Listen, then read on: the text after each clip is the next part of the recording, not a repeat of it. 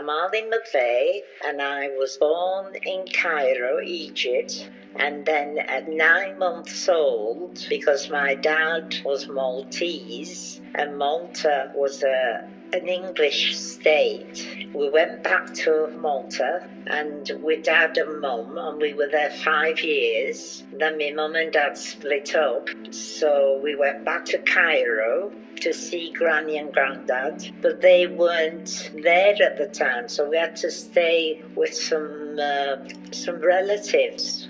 And then Granny came over she was at the Suez Canal with Grandad, and when they heard that we were in Cairo, they made quick plans to go back to Cairo because of my mum and me. So they came back, and we lived with them 5 years.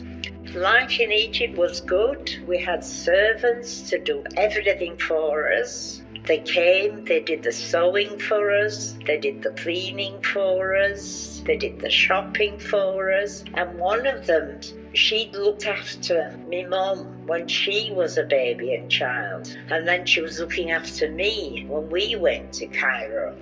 So it was all family. It was all like a big family.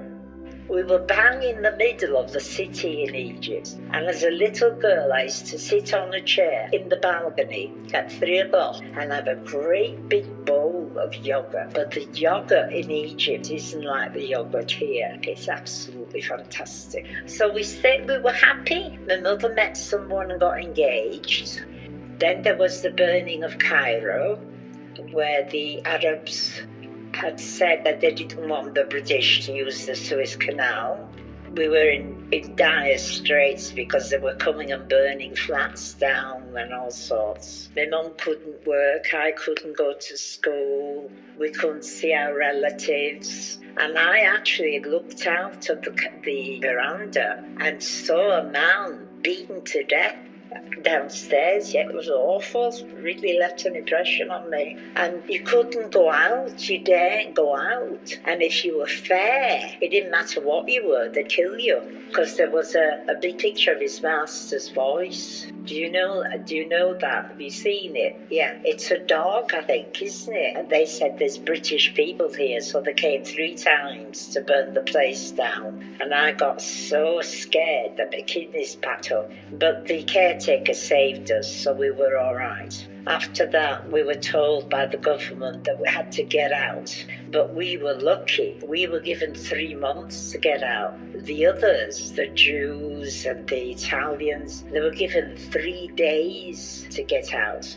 And they had to leave everything behind. You literally walked out of your flat and there was a queue of Arabs waiting to go into your flat to take everything. You couldn't take your jewellery, you couldn't take your money. You just left with, I think you were allowed £100. But then £100 was a lot of money. It'd be 1,000 now, I think, 100. We were supposed to come to England in a ship, but Grandad had a very bad ulcer on his leg, and they said he wouldn't survive the trip. He needed treatment. So we got a plane, and when we arrived, they knocked us on the door the following morning. Come on, you're going to Leeds. And we'd no idea what Leeds, we knew it was a working town, but we'd no idea where it was or what. And when we got there, it was prisoners of war camp. So you got the size of a single bed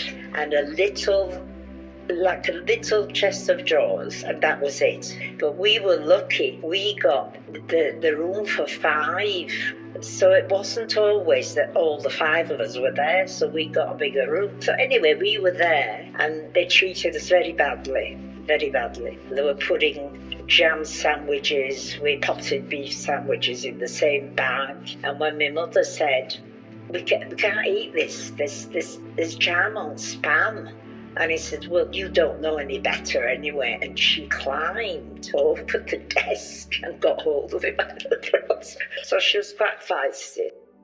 We stayed there a year. Grandma found a home in Horsford, bought a home, and she was one of the first women to get a mortgage. In those days, women didn't get mortgages, but she had a really nice solicitor, and he did it all for her, and she got the house that we were living in then. And then I was working at British Reinforced Concrete, and I met John, my husband, and we got married, and we started a life here.